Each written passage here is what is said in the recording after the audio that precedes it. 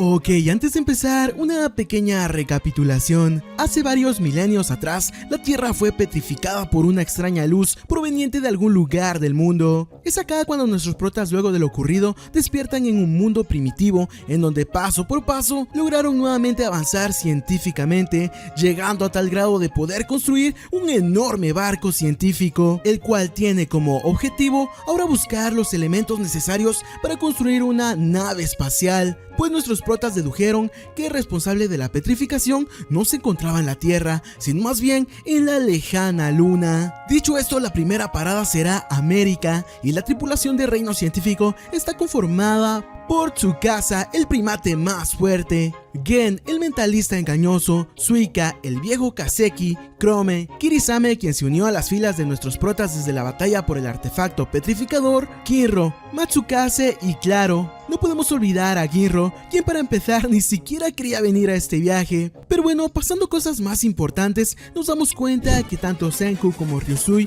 parecen tener un pequeño desacuerdo en este viaje, y ambos incluso parecen haber llegado hasta los golpes. Por suerte son separados por Taiyu, pues resulta que el motivo de la pelea es debido a la ruta de viaje que el barco debe tomar para llegar a América, esto en un tiempo menor. Pues por simple lógica, para llegar de un punto a otro más rápido, la idea sería viajar en línea recta. A esto se le conoce como navegación loxodrómica, y siguiendo esta ruta el viaje durará unos 70 días antes de que el grupo pueda llegar a tierra firme, aunque acá es en donde surge la problemática, pues Senku, en vez de ir en línea recta, quiere hacer una pequeña curva. Esto parece ilógico, aunque tras hacer una prueba, el grupo se da cuenta que viajando de esta manera pueden ahorrarse un par de días. Esta navegación se llama ortodrómica y el barco estaría llegando en tan solo 40 días, 30 días menos que la primera ruta mencionada. Pese a esto, Ryusui piensa que la navegación ortodrómica es muy arriesgada, pues hay que estar cambiando la ruta del timón constantemente. Aparte, los marineros aún son demasiado novatos, a excepción de él. Esto aumentaría las probabilidades de que algo salga muy mal. Acá Senku es consciente de esto, pero nuestro prota también sabe que en 40 días la temporada de cultivo estará en su punto medio.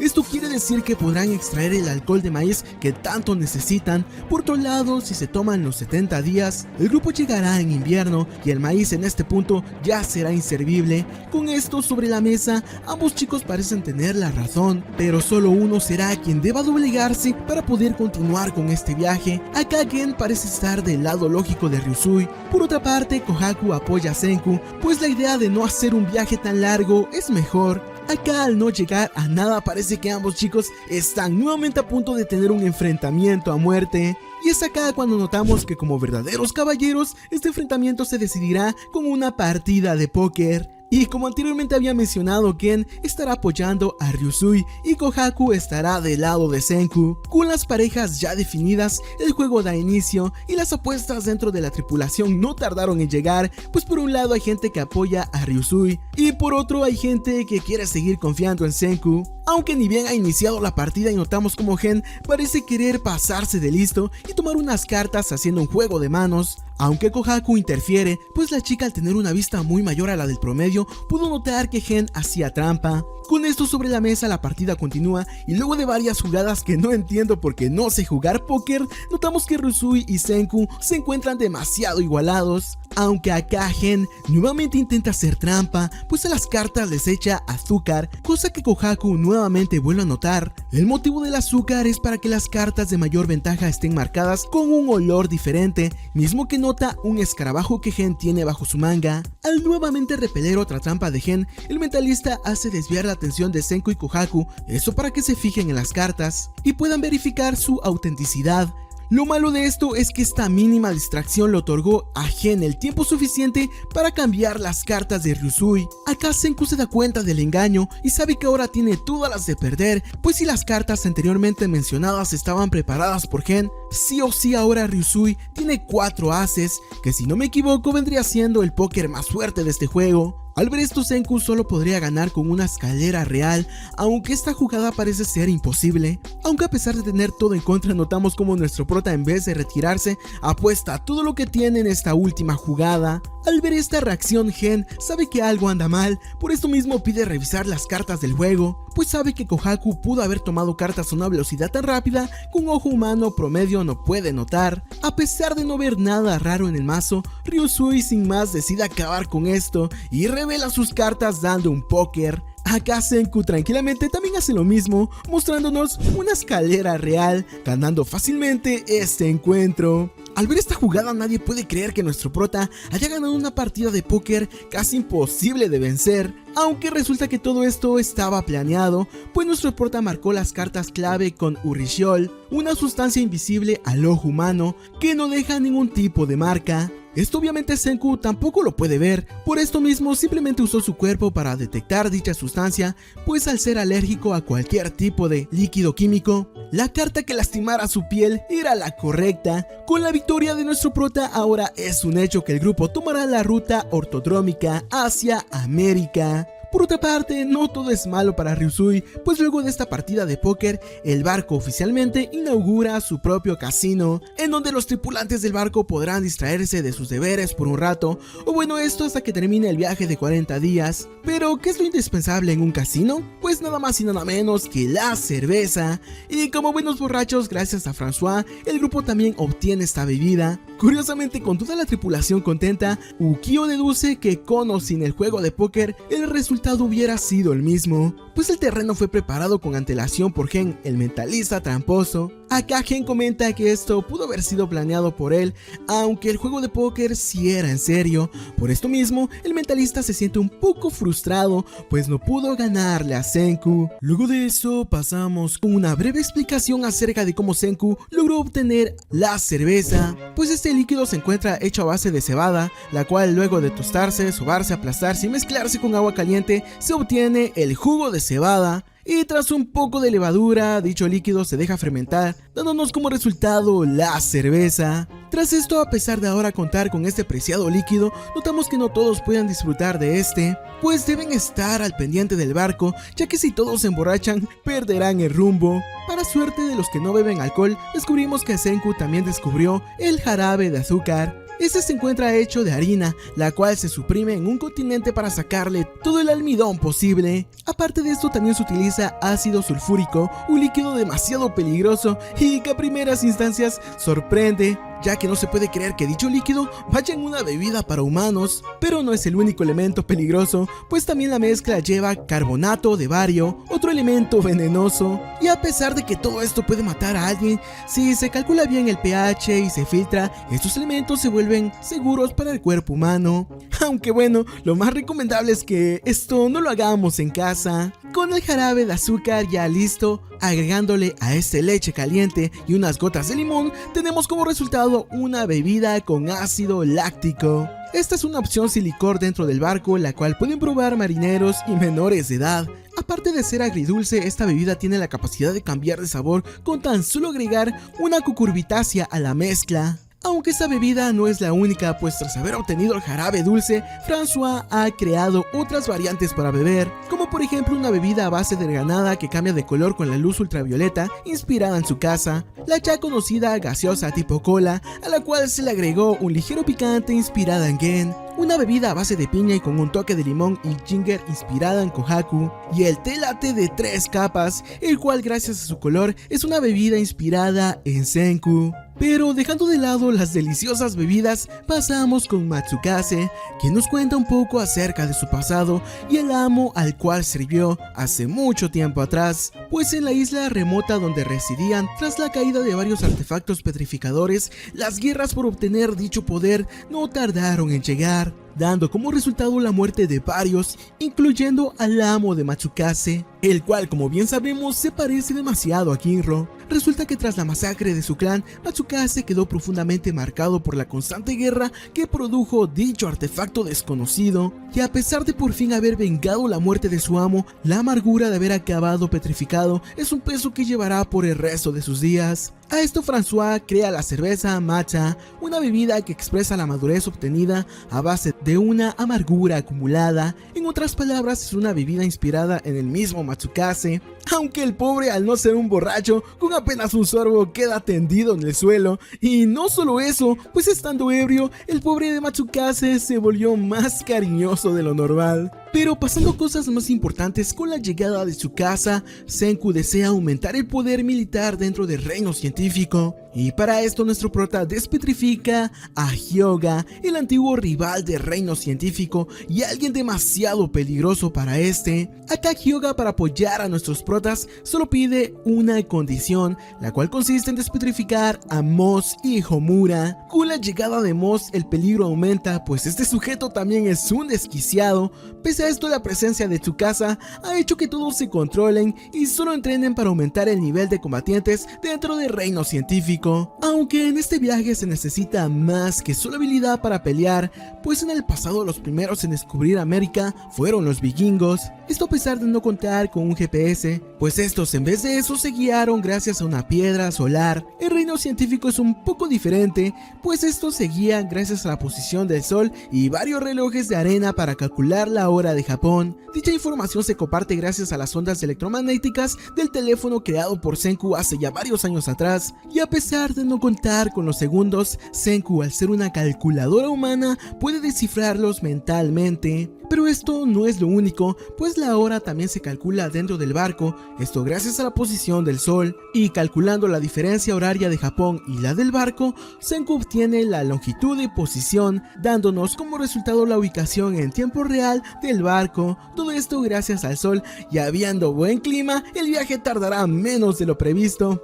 Oh bueno, quizás hablé muy pronto, pues resulta que este mismo día nuestros protas son atrapados por una fuerte tormenta y con el sol arriba de las nubes ubicarse no será posible. Al ver la situación actual, Chrome rápidamente recuerda la piedra de los vikingos mencionada anteriormente, pues resulta que en el pasado el chico se topó con una peculiar gema, la cual tras ser tallada muestra una imagen doble. Acá Chrome, gracias a sus conocimientos, sabe que dicha imagen doble se vuelve una cuando se apunta la piedra directamente al sol, y con esto sobre la mesa, tras probar en la fuerte tormenta, notamos que la piedra es de gran utilidad para localizar el sol, y es así como el reino científico por fin obtiene la piedra solar, aunque bueno, en realidad dicha piedra se llama calcita, y gracias a ella el viaje sigue en marcha para llegar a América, aunque este viaje aún está lleno de nuevas experiencias y descubrimientos para todos nuestros protas. Y en un abrir y cerrar de ojos, notamos como el grupo por fin llega a América,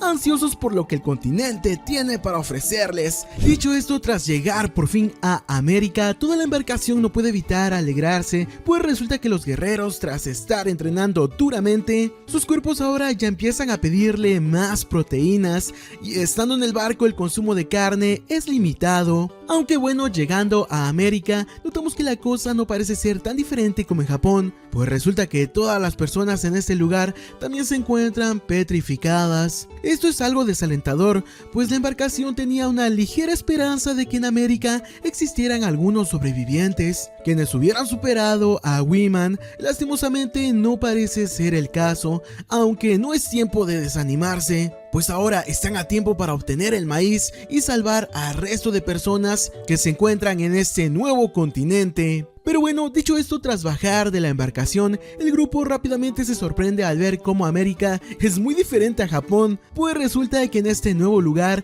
los árboles son de mayor tamaño. Acá se nos presenta la secuoya, un árbol que es conocido por tener un enorme tamaño dentro de todo el planeta. Esto sorprende a nuestros protagonistas, pues nunca se imaginaron que existieran árboles que llegaran a medir más de 20 metros. Pero bueno, todavía no hay tiempo para distraerse, pues todo el grupo debe enfocarse y volver a chambear. Acá Ryusui comenta que la embarcación se dividirá en dos, pues los que se quedarán en el barco estarán a cargo de obtener nuevos suministros. Por otra parte, el segundo grupo estará a cargo de obtener el maíz, quienes básicamente será conformado por todos los combatientes e investigadores. Dicho esto, la búsqueda del preciado maíz comienza y acá Senku desea ubicarse en el norte de California, esto tomando la ruta de Río por la bahía de San Francisco. Con esta ruta la recolección de maíz debería ser sencilla, aparte gracias a las nuevas condiciones climáticas del planeta Tierra, a estas alturas aún podrían obtener el producto antes de que se pudra, pues resulta que el eje del planeta en el año 3700 tuvo un cambio radical y gracias a esto la entrada a las nuevas estaciones se atrasó 7 días. En otras palabras, están a buen tiempo, aunque bueno, a pesar de tener todo a su favor, el grupo siempre se les arregla para estar en la peor situación, pues mientras iban río arriba, la embarcación se topa con unos inmensos cocodrilos, los cuales son más grandes que la generación del pasado. Al ver esto, el grupo de guerreros rápidamente demuestran su habilidad para cuidar al reino científico, aunque más que esto, los combatientes parecen estar agradecidos, pues solo ven a los cocodrilos como brochetas de carne enormes. Pero bueno, tras una masacre que debería ser ilegal, notamos como ahora el grupo, aparte de encontrarse a salvo, también obtuvo la preciada carne de cocodrilo. Esta es aprovechada por François para crear deliciosas hamburguesas de cocodrilo. Acá nuestros protas, al no saber que es una hamburguesa, rápidamente quedan fascinados por el increíble sabor de este alimento, pues la combinación de lechuga, tomate, queso y carne es un nuevo deleite que jamás en sus vidas habían probado. Aunque incluso los personajes del viejo mundo parecen estar disfrutando de las hamburguesas, pues jamás imaginaron volver a probar un alimento de este tipo. Regresando con Senku, gracias a Tsukasa, descubrió que en las tripas de un cocodrilo se encontraba una mazorca de maíz. Esto es buena señal, pues el maíz a estas alturas aún se encuentra en un perfecto estado, solo es cuestión de tiempo para que el grupo logre encontrarlo. Dicho esto, tras continuar el viaje, notamos que como era de esperarse, el grupo sigue encontrándose con granos de maíz. Esto solo significa que las mazorcas a final de cuentas sí estaban plantadas río arriba. Y enhorabuena, pues parece que la búsqueda no se alargará tanto como Senku pensaba, aunque esto es raro, pues nuestro prota al ser científico es consciente que todo está pareciendo demasiado fácil, esto más de lo normal. Pero bueno, sin darle tantas vueltas al asunto, nuestro prota ahora por fin puede comunicarle a la embarcación que han encontrado maíz. Esto arregla a todo el resto del equipo, pues sus esfuerzos han dado resultado y ya solo es cuestión de tiempo para que el reino científico se haga con tal preciado elemento. Lastimosamente parece que en América también se encuentra un extraño individuo, el cual tras su aparición nos demuestra que es demasiado hostil ante cualquier tipo de vida inteligente. Regresando con Senku, tras caer la noche logra improvisar una linterna, esto gracias a una tela de luz, con el objetivo de poder aprovechar la noche para atraer a todo tipo de insectos, pues de esto se pueden sacar mucha información de los alrededores, y tal y como Senku predijo, el lugar estaba infestado de taladro de maíz, una polilla que se encuentra muy cerca a los cultivos de mazorcas. Aunque todo esto también es raro, pues se supone que estas polillas debieron haberse quedado extintas tras la desaparición de la humanidad y el maíz. Curiosamente, por toda esta zona hay demasiadas polillas, es como que si estuvieran atraídas por un cultivo de maíz demasiado grande, cosa que sin humanos es imposible. Es acá cuando Tsukasa siente la presencia de un extraño ser,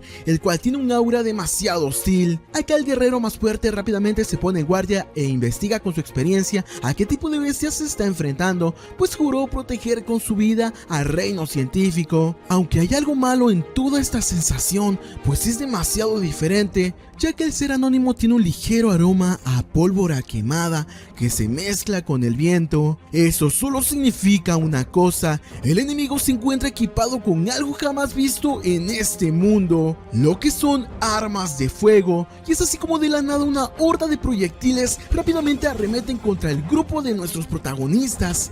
Tsukasa logra informar a tiempo para que sus compañeros tomen maniobras de evasión y de paso salven a los más débiles, pero esto no es suficiente, pues el poder de fuego es tan intenso que incluso Senku parece estar algo aturdido por la situación. Esto solo lo hace deducir que se trata de nada más y nada menos que una ametralladora ligera. Acá Ryusui, gracias a sus habilidades con el timón, logra repeler el ataque del extraño ser, quien sin más no logró su cometido, el cual era asesinar a nuestros protagonistas. Aunque este ser se trata de nada más y nada menos que un americano. americano, de momento anónimo. Dicho esto, tras el ataque notamos como todos dentro de la tripulación parecen nerviosos, aunque esto solo explica una cosa, que alguien al igual que Senku logró despertar y salir de su caparazón de piedra. Y en el peor de los casos, al ver tal poder de fuego, nuestro prota deduce que ese también es otro científico. Esto significa que estamos viendo el surgir de una nueva guerra donde la ciencia será la principal protagonista. Luego de eso pasamos con nuestros protas estando algo paranoicos, sacando hipótesis acerca de un posible científico malvado,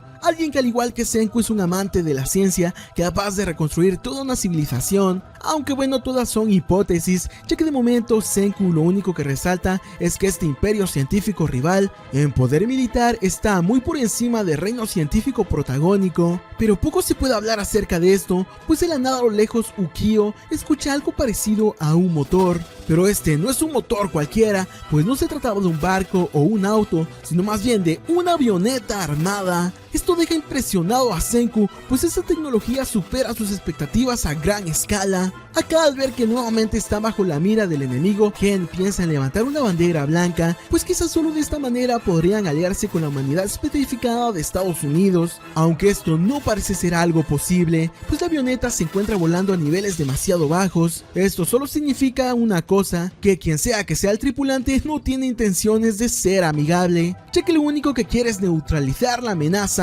en otras palabras, acabar con nuestros protas. Dicho esto, dentro de la avioneta nuevamente sobresale una ametralladora ligera. Esta es diferente, pues al tener un calibre y potencia de fuego mayor, con una simple ráfaga de proyectiles logra acabar con el transporte de nuestros protagonistas. Esto parece ser malo, pues los guerreros ahora están atrapados en el río y a pesar de contar con un arma de fuego, el alcance de esta es demasiado débil, lo que limita mucho la forma de poder idear un contraataque. Dicho esto, la avioneta se posiciona a favor del sol para anular su rastro. En otras palabras, un segundo ataque no tarda en iniciar. Es acá cuando Senku no planea quedarse con los brazos cruzados, pues rápidamente prepara un cóctel para crear un corrosivo casero. Pero al no ser un proyectil, el grupo también improvisa el contraataque, aprovechando la increíble puntería de Kirisame. Acá la chica, gracias a su capacidad de puntería, logra acertar un tiro directo con la granada hecha por Senku. Al ver esto, el extraño americano se sorprende, pues no sabe qué fue lo que sus enemigos utilizaron para ahogar el motor de su avioneta.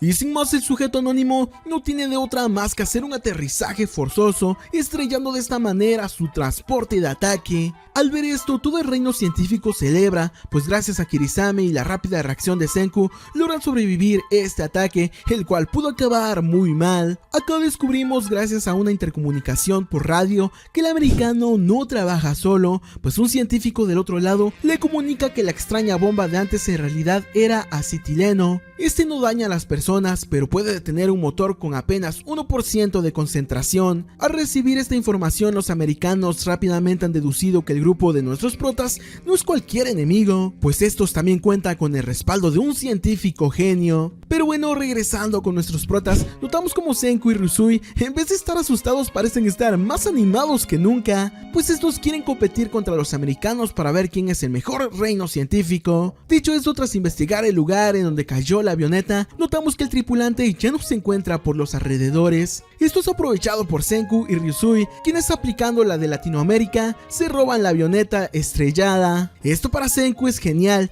pues se muere por ver este avance tecnológico. Por otra parte, Ryusui también se encuentra emocionado, pues quiere tripular una avioneta en este mundo de piedra. Pero bueno, este no es el único descubrimiento, pues en la avioneta también había restos de granos de maíz y hojas. En otras palabras, ahora el plan del reino científico consta de mandar un pequeño grupo de expedición para seguir al piloto de la aeronave y de esta forma lograr dar con el cultivo de maíz de los enemigos. Acá el grupo de expedición está conformado por Hokaku, Chrome y el pobre de Gen, a quien no le emociona para nada la idea de infiltrarse en terreno enemigo. Aunque a pesar de encontrar y seguir el rastro del piloto, Gen se ha dado cuenta que algo no está bien, pues el enemigo es alguien profesional que no dejaría su rastro descuidado. Con esto sobre la mesa, Gen sin más le pide a Chrome y Kohaku que se alejen de él, pues este se encargará de marcar el camino más adelante, esto por si el enemigo nuevamente intenta emboscarlos. Tras esto, al continuar por delante, tal y como Gen había predicho, este es emboscado por el temible enemigo de antes.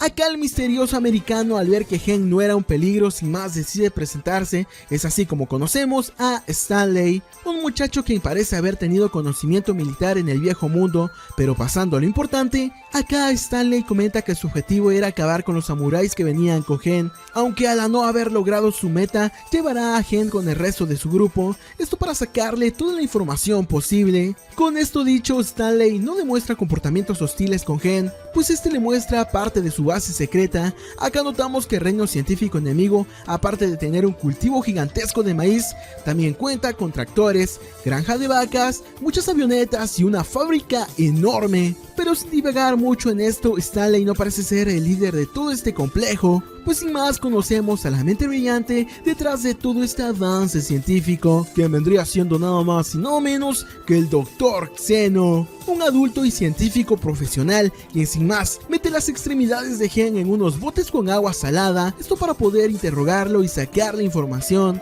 Acá Gen solo cuenta que es un japonés el cual viajó desde Japón a América para poder buscar recursos. Esto parece sorprender a Xeno, que no puede creer que un jovencito haya hecho un viaje al estilo Cristóbal Colón. Pero bueno, esto no es lo único, pues el agua salada anteriormente mencionada funciona como conector a un polígrafo. En otras palabras, Gen no puede mentir, pues la máquina a sus espaldas lo delataría. Acá Gen, al ser un mentiroso compulsivo, logra engañar a la máquina mintiendo, aunque esto para Xeno es sospechoso, pues el científico dedujo rápidamente que Gen no es alguien normal, pues tiene la habilidad para mentir y jugar con la mente. Con esto sobre la mesa, Stanley deduce que la única forma de acabar con los enemigos es asesinando al científico. Acá Xeno pregunta por el nombre del genio detrás de Japón, a lo que Gen responde algo nervioso, pues Senku no es un combatiente y su vida correría peligro si en tal caso Xeno logra descubrir su verdadero nombre. Por esto mismo a Gen no le queda de otra más que mentir y decir que el científico detrás de los japoneses se llama Taiju. Luego de eso pasamos con Kohaku y Chrome, quienes gracias a las flores dejadas por Gen han logrado dar con la base enemiga. Y a pesar de estar impresionados por la gran fortaleza frente a sus ojos, ambos no pueden evitar preocuparse por Gen, aunque Kohaku confía ciegamente en él, pues Gen es el mentiroso más confiable que existe. Pero bueno, con esto Chrome vía radio desea comunicarle la situación actual a Senku y el resto de sus compañeros, aunque durante la llamada Senku limita a Chrome, esto solo para que diga lo necesario, pues resulta que el enemigo es también un científico y es probable que también tengan ondas de radio. En otras palabras, la red telefónica ahora no es segura. Con esto dicho, Chrome solo se limita a decir que ahora son dos en el grupo. Acá Senku deduce que Gen ha logrado infiltrarse en la base enemiga, y con esto informado, nuestro prota sin más corta la línea telefónica, anulando cualquier tipo de comunicación. Al ver que Senku toma medidas tan drásticas, Ukyo y el resto son conscientes que esta batalla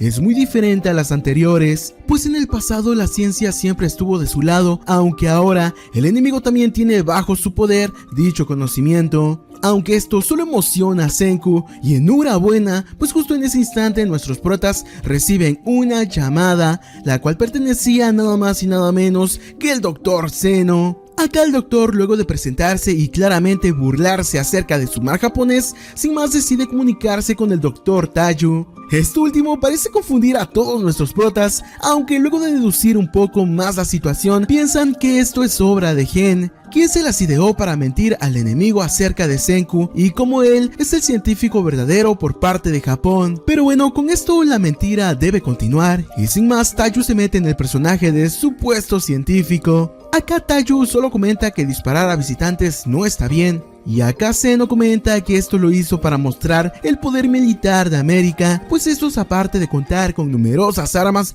también tienen una fábrica Averboch. Dicha fábrica se encarga de fabricar balas infinitas, lo que permite a Xenos alardear de su poder militar, pues es un avance tecnológico bastante grande. Pero bueno, pasando a lo importante, descubrimos que Xenos tiene interés en reclutar a nuestros protas, esto para que trabajen para él, ya que están faltos de personal. En otras palabras, al oír esto, Senku descubre que Xenos no ha descubierto el líquido despetrificador, y tal y como había sospechado, Xenos, al ver que nuestros protas son demasiados, quiere saber cómo hicieron para lograr despetrificar a tanta gente. Acá tanto Senku como Ryusui se niegan a entregar la fórmula, pues nada garantiza que Xenos los elimine luego de obtener la receta para revivir gente. Aparte, Xenos ahora ya cuenta con todo lo necesario para crear dicho fluido, aunque aún no sabe cómo aplicarlo. Con esto dicho, Taiyu se niega al trato de Xenos, lo que finaliza la llamada. Al no haber llegado a un acuerdo, al día siguiente Stanley sobrevuela la zona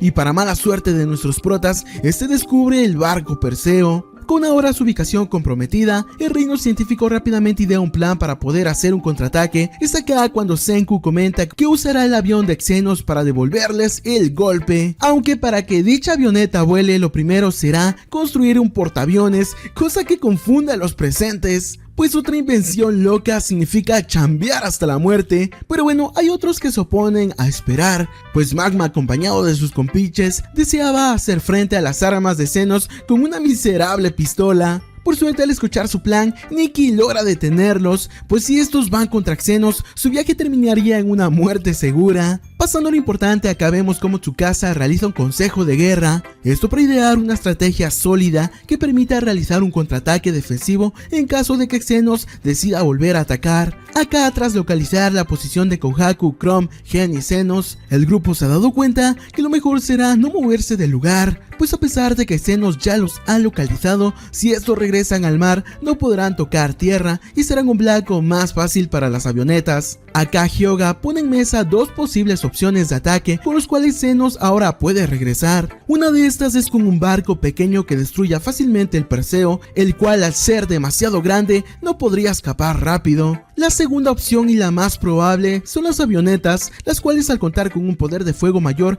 podrían hacer que el Perseo se hunda en cuestión de minutos. En otras palabras, la batalla ahora se decidirá por aire en un 1 versus 1. Dicho esto, con el plan ya hecho, el reino científico se pone a chambear como loco, esto para crear el portaaviones lo más rápido que puedan. Al ver los avances y cambios que el Perseo está teniendo, Ryusui y Senku están súper emocionados, uno por volar una avioneta y otro por modificar la tecnología de Xenos, pues Senku ha decidido utilizar bambú para crear ruedas y de esta forma la avioneta pueda despegar, pues la versión de Xenos cuenta con esquís, lo que significa que a la hora de aterrizar la avioneta puede tener complicaciones. A pesar de esto, no hay que desmeritar el trabajo de Xenos, quien logró crear una fábrica gigantesca y miles de armas con personal limitado. Regresando con Xenos, notamos como este, al no haber llegado a un acuerdo, ya se encuentra ideando un plan para reducir a nuestros protas, y dicho plan es sencillo, pues Xenos simplemente asesinará al científico de Japón. En otras palabras, acabará con el pobre de Taiyu. Al preguntarle cómo planea hacer esto, Stanley solo se limita a decir que es un trabajo posible y que él se hará cargo. Por otra parte, el reino científico, al ser consciente de que el enemigo no les dará tiempo para terminar su portaaviones, Senku decide fundar un equipo de exploración y ataque, el cual estará conformado por Tsukasa, Hyoga, Ukio y la pequeña Suika. Con esto da inicio a un nuevo enfrentamiento en donde veremos qué reino científico será el ganador. Por otra parte, Gen, al enterarse que Xenos ha mandado a Stanley para que acabe con Taiyu, el mentalista piensa rápidamente una forma de poder comunicarse con sus amigos, aunque de momento parece imposible, pues Gen se encuentra vigilado y las ondas de radio no funcionan. Pero bueno, pasando con Stanley, notamos como este ahora no se encuentra solo para cumplir su misión, pues este va acompañado de Luna, una hermosa chica estadounidense quien funciona como distractor. Aparte, Luna también viene con dos chicos muy simpáticos llamados Max y Carlos. Estos dos últimos siempre intentan pretender a Luna, aunque fallan desastrosamente en el acto. Pero bueno, dejando esto de lado, notamos como Stanley le pide a Luna mantener su físico intacto, esto no sometiéndose a esfuerzos innecesarios como lo son cargar las provisiones del equipo, pues como anteriormente había mencionado, Luna es un distractor, algo muy importante para el plan de Stanley. Dicho esto, pasamos con nuestros protas. Acá Ryusui siente un ligero mal presentimiento, pues todo a su alrededor parece estar demasiado tranquilo. Por otra parte, a lo lejos Stanley ya había empezado a poner en marcha su malvado plan, pues el militar, aprovechando sus habilidades en la marina, logró montar un improvisado escondite de francotirador. utilizando herramientas para calcular el aire y la temperatura para de esta forma realizar un tiro perfecto y acabar con el científico perteneciente a Japón. Pues como el Dr. Xenos anteriormente había mencionado, el combate estratégico también es uno de sus rasgos en los que más destaca, y asesinar a alguien con un francotirador es la forma más elegante de terminar un trabajo. Al ver el tamaño de la bala, Luna rápidamente empieza a dudar, pues no puede creer que Stanley sea tan sanguinario como para acabar con la vida de un par de jóvenes. Pero bueno, el trabajo de Luna va más allá de verse bonita, pues las rayas de su traje informarán a Stanley lo lejos que se encuentra la ubicación del enemigo, pues cada raya son 5 pulgadas. Aparte, Luna será el caballo de Troya, el cual se infiltrará en la base enemiga y hará salir al Dr. Taiyu, aprovechando esto para que de una vez por todas Stanley con un disparo acabe con esta guerra. Dicho esto, a pesar de estar dudosa, ya que no quiere asesinar a nadie, Luna decide infiltrarse en el barco de nuestros protas, esto aparentando haber escapado del Dr. Xenos. Acá Ryusui rápidamente se da cuenta que esto es una trampa puesta por Xenos, pues enviar a un espía tal y como ellos hicieron en esta situación sería lo más prudente. Sorprendentemente, Senku al ver a Luna parece estar cautivado por la belleza de la chica y sin más la invita a abordar el barco Perseo sin darle tantas vueltas al asunto. Esto parece sorprender a todos los presentes, aunque piensan que Senku está tramando algo. Pero bueno, con Luna infiltrada exitosamente, notamos como Stanley, Carlos y Max ahora solo tienen que esperar el movimiento de la chica, pues Luna debe hacer todo lo posible por atraer al Dr. Taiyu a las afueras del barco,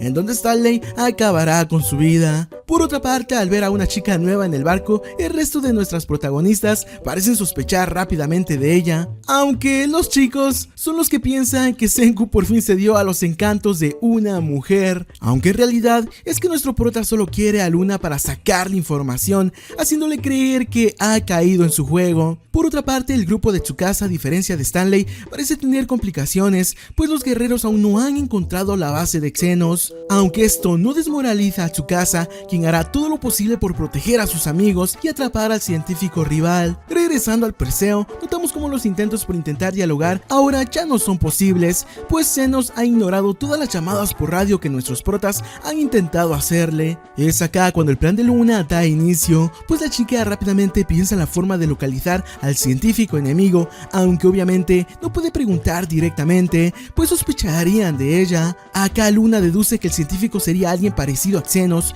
pues sería un hombre capaz de liderar a todo un grupo de personas, no se rendiría y sería altamente atractivo. En conclusión, Luna solo se fijará en la persona que más la atraiga física y mentalmente, aunque tras explorar un poco la zona, Luna se topa con varios hombres quienes rápidamente deduce que no son científicos. Pero bueno, esta búsqueda termina antes de empezar, pues Yosuriha sin querer revela el nombre de Taiyu, quien parece sorprender mucho a Luna, pues el chico apuesto, determinado e inteligente que imaginó no tiene nada que ver con el pobre de Taiyu. Pero bueno, ahora que sabe quién es el Dr. Taiyu y este se encuentra en el exterior, Luna solo tiene que señalar para que Stanley acabe con la guerra. Curiosamente es acá cuando entra Senku, quien intenta dialogar con Luna, esto de una forma amable y coqueta, aunque Senku también mete la pata al ser directo y preguntarle todo a Luna acerca del Dr. Xenos, aunque para su suerte Ryusui es un poco más táctico y sin más le pide a François que le prepare un helado a Luna. Quizá ofreciéndole cosas del agrado de una chica, Luna logre ceder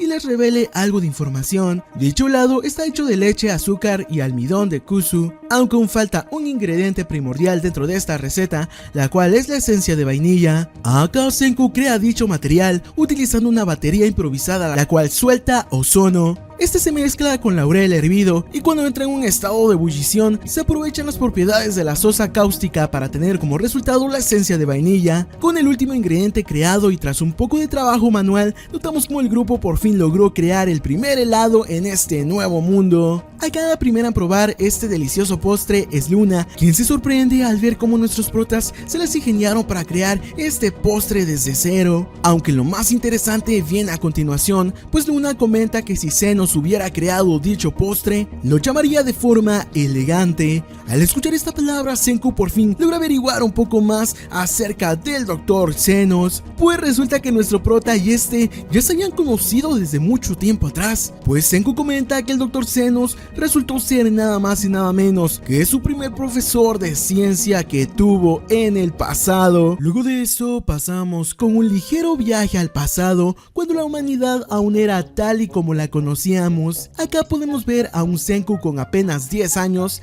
Pese a esto, nuestro prota ya era todo un prodigio, pues este se encontraba desarrollando el prototipo de un cohete, aunque a pesar de tener la base, sus experimentos siempre terminaban explotando. Pese a esto, nuestro prota nunca se rindió, pues buscaba la forma de buscar la corrección de sus fallas en documentos científicos escritos en inglés. Aunque al no tener un inglés demasiado alto, Senku decidió mandar su proyecto a varios científicos del mundo, esto para intercambiar información y de esta forma encontrar el error que está teniendo en sus propias investigaciones. Aunque a pesar de que varios científicos recibieron sus correos, al ver la tremenda cantidad de información que poseían las cartas de Senku, la mayoría pensaba que todo se trataba de una broma, pues veían poco probable que un niño manejara tal grado de información y descubrimiento en temas científicos. Aunque de todos estos conocemos a un joven Dr. Zeno, quien no compartía la misma idea con sus colegas científicos, pues Zeno fue el único que realmente ayudó a Senku, esto corrigiendo varias fórmulas de nuestro prota,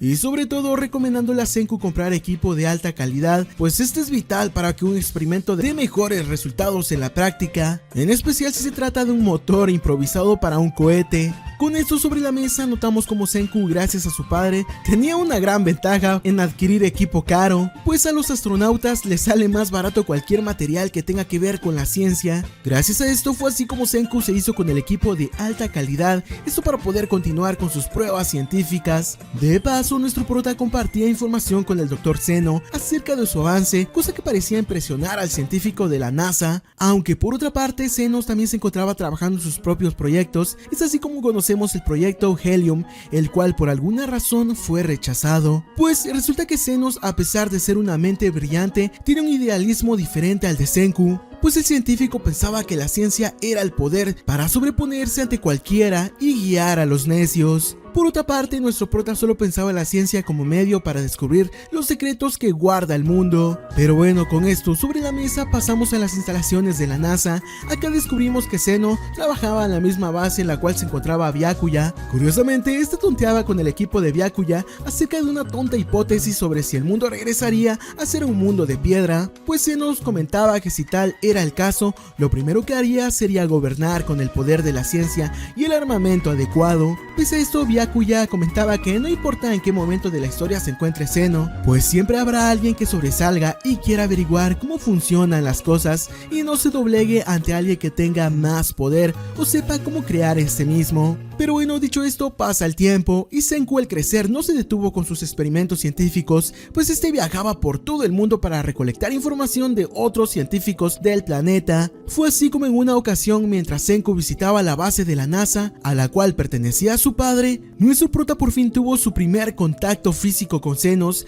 aunque estos no dijeron absolutamente nada, pues solo admiraron la belleza de un cohete espacial. Dicho esto, al pasar el tiempo, gracias a Senku, la base de científicos pertenecientes a Zeno descubren la extraña anomalía que las golondrinas están presentando en estos últimos días, pues han aparecido algunas completamente petrificadas. Con esta información, el Centro de Control y Prevención de Enfermedades de Estados Unidos investigó más a fondo el tema, y todos llegaron a la conclusión que dicho fenómeno escalará a un nivel mundial para posiblemente luego pasar a un nivel universal. Pasando con nuestro prota, la misma petrificación de las golondrinas hizo que éste experimentara la porosidad de la roca con el líquido de gasolina, aunque pasando al otro lado del mundo nos enteramos que la base científica de los Estados Unidos perteneciente a la NASA ha reunido a su personal militar, esto para según admirar la tecnología del nuevo DARPA, aunque para Stanley todo esto parece marchar de forma extraña, teniendo un ligero mal presentimiento. Es acá cuando Zenos habla con su grupo de amigos más cercanos, esto para que todos se preparen para un posible ataque terrorista del exterior. Pero esto no es lo más importante, pues Zenos también descubrió, gracias a las ondas electromagnéticas, que las estatuas de las golondrinas parecían estar completamente vivas, esto a pesar de estar hechas de piedra. Dicho esto, a la primera hora de la noche notamos como el ataque de Wiman da inicio y el mundo está por convertirse en piedra. Acá Stanley ordena a todos los presentes mantener la conciencia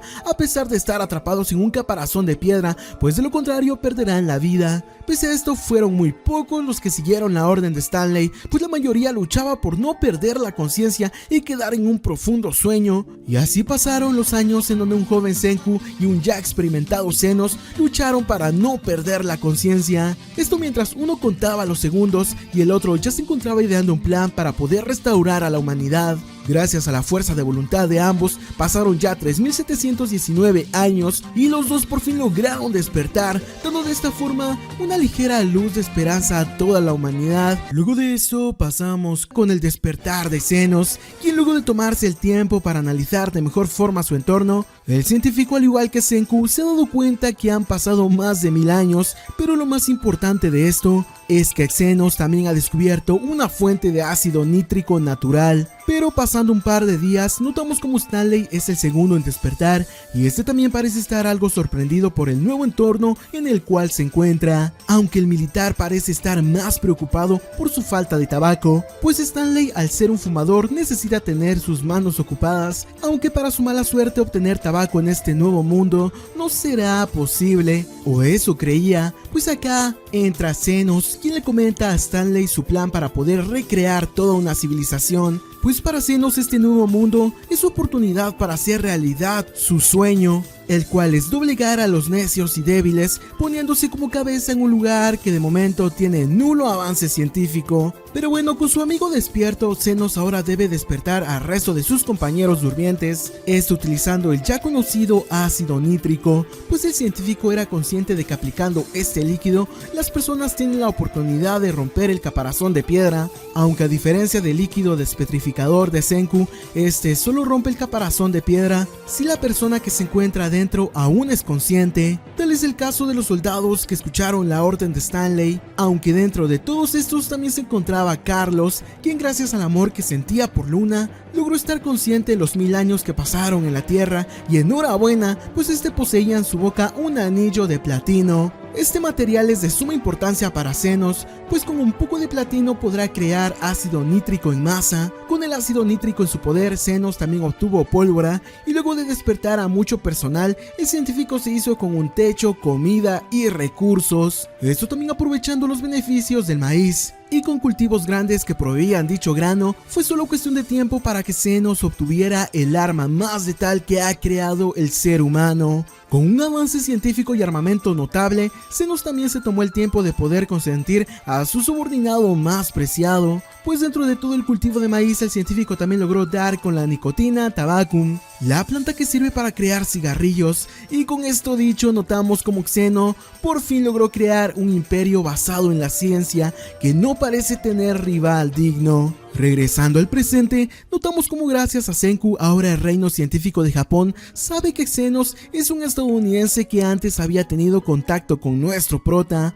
Pero esto no es lo único, pues Senku también ha deducido que la única forma de poder derrotar a Zeno es atacando con un arma desconocida para la ciencia antigua. Esta vendría siendo el mismísimo artefacto que poseía Ibara, la medusa capaz de petrificar a cualquier ser en este mundo. Aunque a pesar de que dicho artefacto ahora ya no cuenta con batería, el simple hecho de tenerla puede funcionar para desviar la atención de Zenos y planear un contraataque. Por otra parte, mientras nuestros protas hablaban acerca de Zenos, Luna planea seguir con el plan de Stanley, pues tiene a Taiyu en el lugar donde quería, ya que solo es cuestión de que la chica señale con el dedo para que Stanley acabe con la vida de ese. Curiosamente, a pesar de tener la oportunidad, Luna por alguna extraña razón duda, pues para empezar no quiere asesinar a nadie. Al no poder seguir con el plan, Luna decide cambiar las cosas y solo manda información al puesto de Stanley acerca de que un tal Senku conoce a Zenos. Dicha información al llegar a Zeno hace que el científico estadounidense nuevamente cambie sus planes, pues cuando Stanley parecía haber deducido quién era Taiyu, el militar estaba a punto de disparar a quemarropa. Por suerte Zenos lo detiene para que no elimine al objetivo, pues resulta que Zenos, al igual que Senku, no se había olvidado de las charlas que tuvieron en el viejo mundo. Aparte, Zenos, tras deducir un poco más la situación de Japón, ahora se le hace más que claro, pues solo alguien como Senku sería capaz de tener un avance científico tan eficaz como lo que él hizo tras despertar. Con esto descubierto, el científico malvado solo tiene que recordar y cifrar la voz de Senku para deducir su altura, tanto que es de suma importancia para que Stanley ahora dispare y den el blanco correcto, pues el Dr. Taiyu a final de cuentas solo era un impostor. Con los datos necesarios proporcionados por Zenos, Stanley Stanley rápidamente verifica 3 posibles objetivos, aunque con lo que no contaba Stanley era de que Ryusui se diera cuenta que Luna se había estado comunicando con alguien a lo lejos en el bosque. Esto fue suficiente para que Ryusui advirtiera a todo el personal para que busque refugio, pues un francotirador los estaba acechando.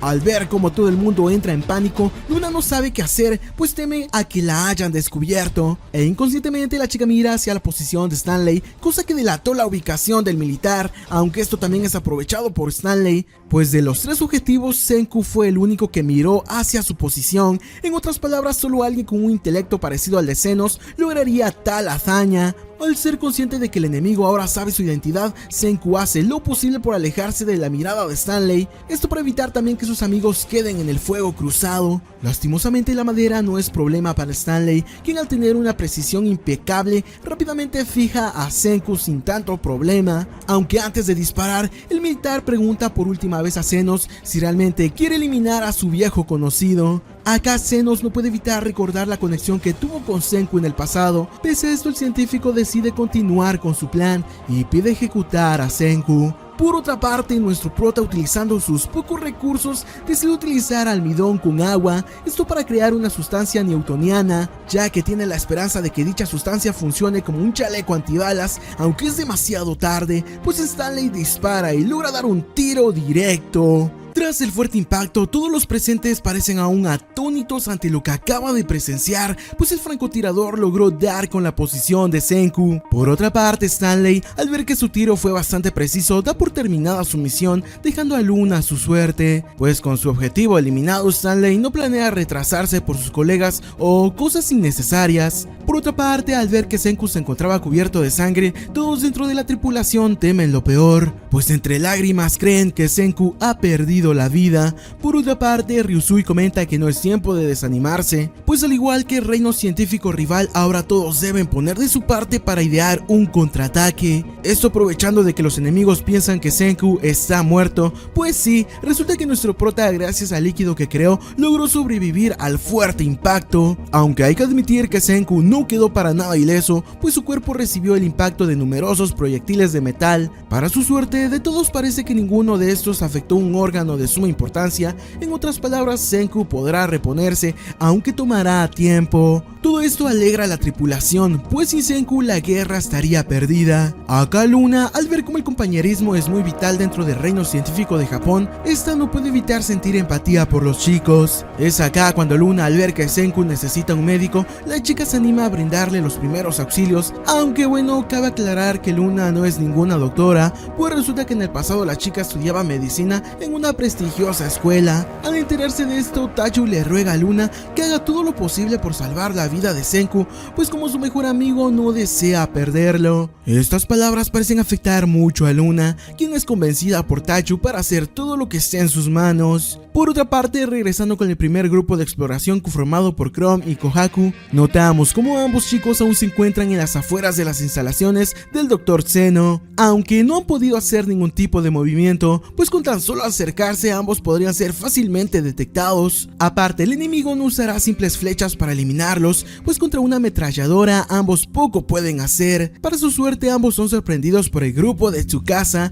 quienes gracias a las flores dejadas por Gen lograron dar con la tripulación de Kohaku y Chrome. Con los dos grupos ya unidos, ahora solo es cuestión de buscar una entrada para poder asaltar de forma sorpresiva a Zenos. Aunque tras inspeccionar el terreno, Tsukasa y Hyoga parecen haber descubierto el punto débil de esta enorme fortaleza, deduciendo que la única forma de poder entrar y atrapar a Zenos es hacer un túnel y planear una emboscada bajo tierra. Esto primeras parece un trabajo demasiado difícil e imposible para tan solo 6 personas, aunque Tsukasa y Hyoga confían en la ciencia de Senku y creen que él podría darles una herramienta para poder cavar de forma más rápida. Dicho esto, justo en ese instante el grupo recibe una llamada en código proveniente del Perseo, esto para que Zenos no descifre las líneas telefónicas enemigas, aunque las noticias que provienen del barco no son para nada favorables, pues el grupo de ataque se entera de que han disparado a Senku, aunque para suerte de todos nuestro prota aún sigue con vida. Al enterarse de la situación dentro del Perseo, Hyoga y Tsukasa se dan cuenta que no están en la posición para pedirle algo a Senku. En otras palabras, deberán buscar la forma de poder improvisar y crear algo ellos por su propia cuenta. Es acá cuando entra otro mensaje perteneciente a Senku, en el cual solo estaba escrito el nombre de Chrome. Esto para el chico es una clara señal de que ahora Senku le deja el mando al alquimista del mundo de piedra, pues al igual que su padre, Senku confía y cree en las nuevas mentes de este mundo, pues Chrome desde el principio ha tenido un afán por descubrir y crear cosas nuevas, y esta es su oportunidad para demostrar todo lo que ha aprendido. Con ahora la batuta en sus manos, Chrome rápidamente se pone en marcha para poder crear una herramienta que les sea capaz de excavar un túnel, pues Senku y todos sus amigos confían en él y rendirse no es una opción para el joven Dr. Chrome. Pero no solo se necesita motivación para ganar esta guerra, pues el tiempo nuevamente juega un papel importante en estos enfrentamientos, ya que Zenos, ahora que cree que Senku ha muerto, es solo cuestión de días para que mande un pequeño ejército armado para hacer que todo el reino científico se rinda. Por esto mismo, lo que ahora piensa hacer Ryusui es comprar tiempo, esto haciendo una movida demasiado arriesgada y loca, pues el plan consiste en lanzar el artefacto Medusa a las puertas de Zeno. Esto a primeras parece ser una mala idea, pues Medusa es el arma definitiva del reino científico de Japón, aunque Ryusui tiene fe en Gen, quien al estar dentro de las líneas enemigas espera que el mentalista logre engañar a Zenos, haciéndole creer que el reino científico de Japón tiene millones de medusas en su poder. Y enhorabuena, pues el plan va como la seda, ya que Gen, al ver la movida que hicieron sus amigos, rápidamente entiende la situación, y tal y como el capitán esperaba, Gen le habla a Zenos acerca del aparato petrificador y le cuenta que el reino científico de Japón ya tiene muchos de estos aparatos y solo es cuestión de tiempo para que los use y petrifiquen a todos los que se encuentren en América. Al ser consciente de que dicho aparato supera la tecnología del siglo XXI, Zenos ahora se la piensa dos veces en invadir el barco Perseo, pues nada garantiza que lo que dice Gen sea cierto, pero si es verdad, el imperio de Zenos podría volver a caer, aunque el doctor es alguien precavido, pues desde la llegada de los japoneses ha empezado a trabajar en su siguiente proyecto, esto guiado de la mano por el doctor Brody. Acá este comenta que dicho artefacto, de momento desconocido, estará terminado por completo en tan solo 2 semanas, mismo tiempo que tiene Chrome para terminar su excavadora. En otras palabras, ahora la guerra se encuentra de momento en un punto estancado, en donde el tiempo es crucial para definir a un ganador. Y tras un día largo de trabajo, parece que Chrome por fin logró aplicar todas las enseñanzas de Senku en papel, pues al igual que nuestro prota, el chico ha elaborado su plan de trabajo, esto para crear una excavadora en tan solo 2 semanas, aunque tras ver el plano, dicha excavadora no es más que un taladro gigantesco. Pese a esto, parece ser la herramienta ideal para poder invadir la trinchera de Zenos. Luego de eso pasamos con algo inesperado, pues ¿acaso Hyoga ha decidido traicionar al reino científico? Pues la verdad no, ya que Hyoga en realidad está siendo explotado laboralmente por Chrome, esto para que el chico utilice su habilidad con la lanza y excave un túnel improvisado, aunque en realidad esto es solo una prueba, ya que la verdadera excavadora recién estaba siendo terminada y fundida por el viejo Kaseki, quien gracias a sus habilidades de artesano logró crear un taladro a base de metal. Pero a pesar de ya contar con el artefacto, aún se debe llevar este elemento a la ubicación de Chrome. Es aquí en donde entra la increíble fuerza de Taiyu, quien al ser encomendado con esta misión se despide de Senku, esto rezando por su bienestar. Pero antes de partir, Taiyu también decide hacer un tipo de pacto con Max y Carlos, pues Taiyu, al ser consciente de que estos dos estaban vigilándolos, decide llevarlos para que lo acompañen y de paso no pierdan su propósito como vigilantes. Esto para Max y Carlos es demasiado extraño, pues a pesar de ser enemigos, Taiyu no parece demostrar ser hostil o siquiera odiarlos. Pese a esto, Carlos es el único en aceptar esta extraña propuesta, esto mientras Max aún continúa manteniendo su posición como vigilante. Acá durante el viaje, Carlos se da cuenta que Taiyu no es un mal tipo, pues este le cuenta que Luna se encuentra a salvo, aparte no planea tratarla mal. pues ahora Luna ha decidido cuidar de Senku. Esto Carlos lo entiende perfectamente y parece que por un momento ha dejado de considerar a Taiyu como un enemigo. Pero bueno, luego de conducir desastrosamente, al llegar a la ubicación del equipo de ataque notamos como Carlos es amarrado por Hyoga, pues resulta que a pesar de que Carlos es un buen tipo, aún existe el factor de la duda y nada garantiza que Carlos no quiera salir corriendo con Zenos a advertirle el plan que ahora están elaborando. Pero bueno, dejando esto de lado, con los materiales proporcionados por Kaseki, el grupo de ataque se pone manos a la obra para crear la excavadora científica. Acá Carlos no puede evitar quedarse sorprendido al ver cómo todo el grupo trabaja, pues en términos de edad, nuestros protagonistas son apenas unos niños, pero parecen trabajar muy bien juntos. Dicho esto, el grupo continúa excavando el túnel gracias a la habilidad de Hyoga, esto mientras el resto extiende numerosos ductos de aire para ventilar el lugar. Pese a avanzar varios metros, Hyoga se topa con el primer obstáculo en este plan, el cual vendría siendo la roca, pues llegada a una profundidad considerable, la aparición de rocas ha aumentado y estas no pueden ser destruidas con la fuerza humana. Pero no todo está perdido, pues tras varios días de trabajo, el grupo por fin ha creado el primer taladro mecánico en este mundo. Y el esfuerzo ha dado sus frutos, pues dicho mecanismo funciona perfectamente gracias a Chrome y el trabajo en equipo. Por otra parte, regresando al Perseo, notamos como las cosas dentro del barco no han cambiado, pues todos continúan trabajando en el portaaviones, esto con la dirección de Senku, quien pese a estar de momento hospitalizado, nuestro prota sigue dando órdenes, las cuales son tomadas por François para comunicarlas al resto de la tripulación. Al ver como todos confían plenamente en Senku, Luna por fin se da cuenta de que el verdadero científico enemigo se trató siempre de nuestro protagonista. Esto despertó en Luna admiración por Senku, pues pensar que alguien de su edad inició con todo esto desde cero es algo completamente increíble. Por esto mismo ahora Luna hará todo lo posible por salvar la vida de nuestro prota, cueste lo que cueste. Pero bueno, dicho esto, la cosa se complica, pues tras revisar los pulmones de Senku, Luna se da cuenta que deberá extraer la sangre acumulada dentro de uno de estos, con el fin de evitar un paro respiratorio. Pero esto no es lo único, pues Senku también es consciente de que debe obtener una transfusión de sangre inmediata. Todos estos trabajos solo pueden ser hechos por Luna, quien tiene experiencia médica, aunque al analizar mal la situación, Luna decide proponerle una condición a Senku, la cual consiste en hacer todo lo posible por salvar su vida, esto si Senku le promete ser su novio cuando todo termine. Esta propuesta extraña parece tomar de sorpresa a nuestro prota, aunque no le queda de otra más que aceptar. Con el trato ya hecho, Luna decide comunicarse con la base de excavación para informarle a Carlos que su búsqueda por fin ha terminado, pues ella ya tiene novio. Al escuchar esta información, los amigos de Senku son conscientes que esto es otro plan de nuestro prota para salvar su pellejo. Por otra parte, Carlos, al enterarse que su amorcito ya tiene novio, decide darle toda la información que sabe de la guarida de Zenos a nuestros protas, pues Carlos y Max estarán del bando que es de Luna, y si ella ahora se encuentra saliendo con el científico enemigo, a ambos chicos no les queda de otra más que apoyar la causa de su nuevo jefe. Con los planos completos de la guarida de Zenos, Chrome decide brindar esta información en forma de código a Gen, quien al portar el radio de bolsillo rápidamente entiende el nuevo plan en el cual ahora se encuentran trabajando sus amigos. Pero parece que nuestros protas no han sido los únicos en avanzar con su plan, pues el artefacto misterioso de Zenos también parece estar ya casi listo. Regresando al Perseo, notamos como Luna, luego de haber hecho la transfusión de sangre a Senku, la chica parece estar algo nerviosa, pues no sabe qué hacer en una relación. Aparte teme de que Senku haya aceptado ser su novio solo por el simple hecho de salvarse, cosa que los amigos de nuestro prota saben muy bien que es cierto, aunque deciden callar por el bien de Luna. Pero bueno, dicho esto, la guerra nuevamente se ha reanudado, pues Stanley se dirige con todo al Perseo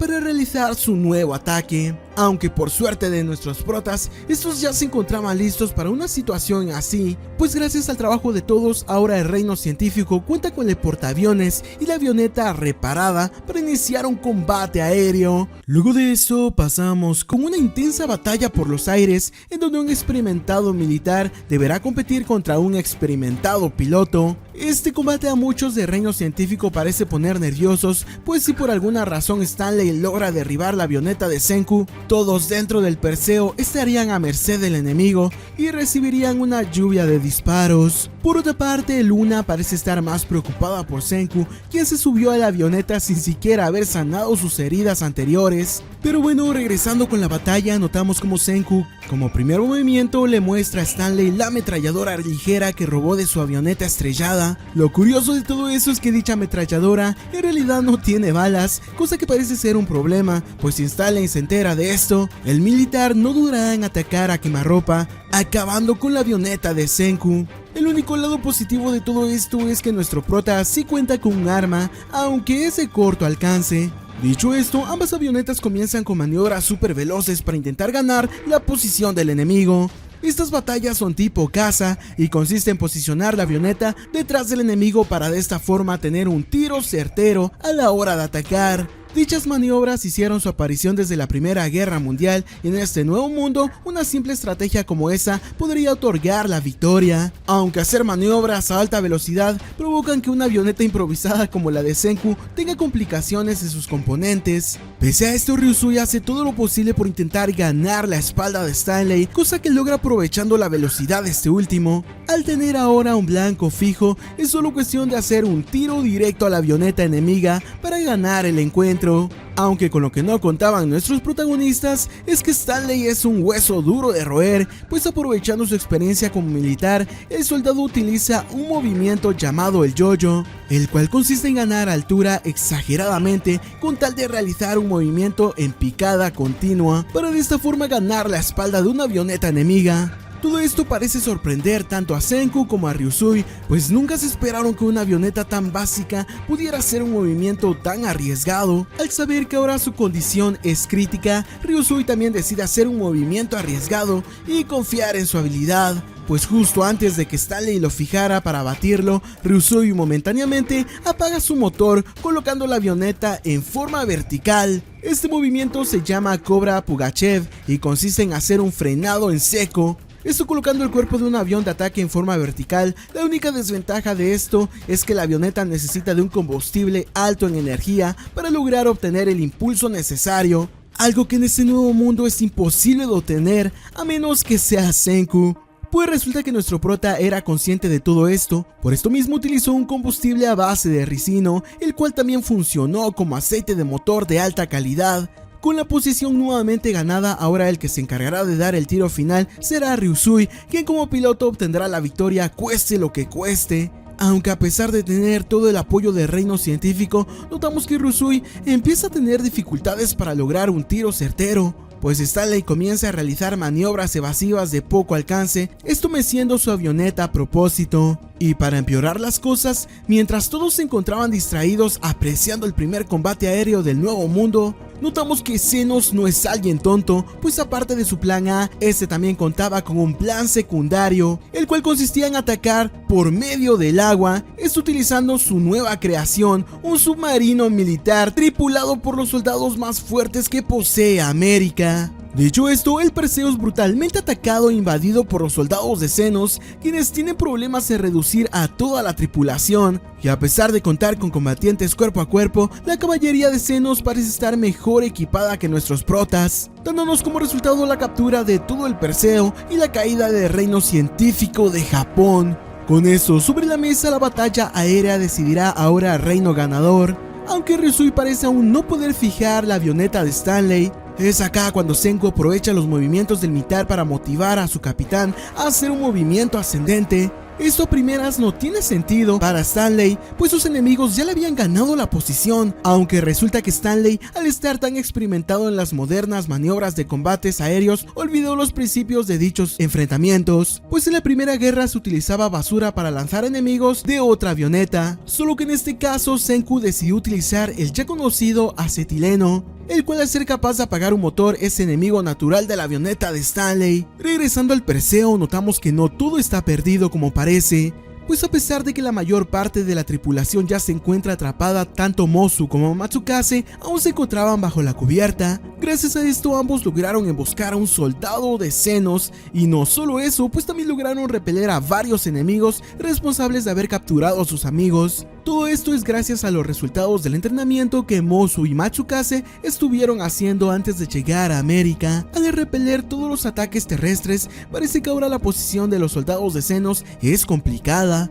pues todo el grupo también se desmoraliza al ver cómo la avioneta de Stanley fue atacada por nuestros protas y sin más se desploma hasta caer al suelo. Lo gracioso de todo esto es que debido a la turbulencia, Senku sin querer también provocó que su propio avión absorbiera el acetileno, estrellándose justo después de la caída de Stanley.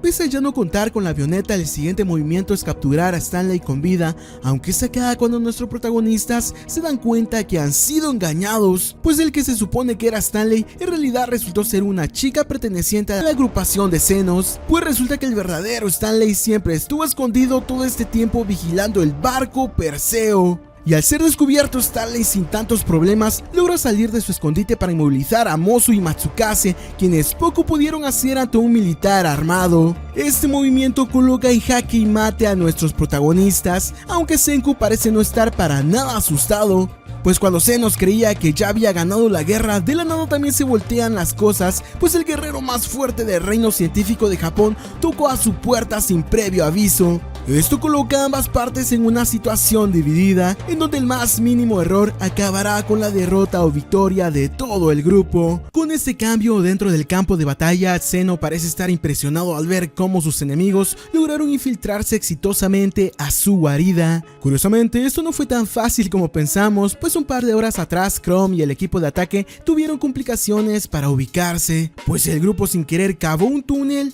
dentro de las provisiones y ganado de Zeno. El lado positivo de esto es que el grupo logró asegurar el maíz que tanto habían estado buscando. Con la primera parte del plan realizado, Kohaku y Suika se las arreglaron para infiltrarse engañando a los subordinados de Zeno, aunque claro también recibieron ayuda de Gen, quien por cierto se las arregló para hacer todo un espectáculo, el cual distrajo a los guardias del enemigo. Y luego de que Tsukasa lograra acabar con numerosos guardias, regresamos al presente, en donde Zeno ahora parece estar contra la espada y la pared. Con el plan logrado exitosamente, ahora el grupo lo único que tiene que hacer es escapar del lugar, llevándose a Zeno como prisionero. Lo único malo de este plan es que para sacar a Zeno, Chrome ideó un pequeño transporte impulsado por una bomba de pólvora, la cual empujaría a Zenos hasta la salida del túnel. Lo único malo de esto es que todo el grupo debe correr para no ser alcanzados por la explosión. Para mala suerte de todos, el túnel no aguantó tanta presión, lo que provocó un derrumbe en las dos zonas de escape. Al estar encerrados, los soldados de Zeno no pierden el tiempo, pues rápidamente se ponen a excavar como locos. Por otra parte, nuestros protas tampoco se quedan con los brazos cruzados e inician una excavación, pues nuevamente el ganador será quien logre llegar a los científicos más rápido. Al ver cómo Chrome hace todo lo posible por escapar, Zeno se da cuenta de que nuestro prota es otro descendiente de los atrapados en la luna. Aparte, Zeno también demuestra respeto a Chrome, pues este fue capaz de idear un plan elegante para cavar un túnel y secuestrarlo.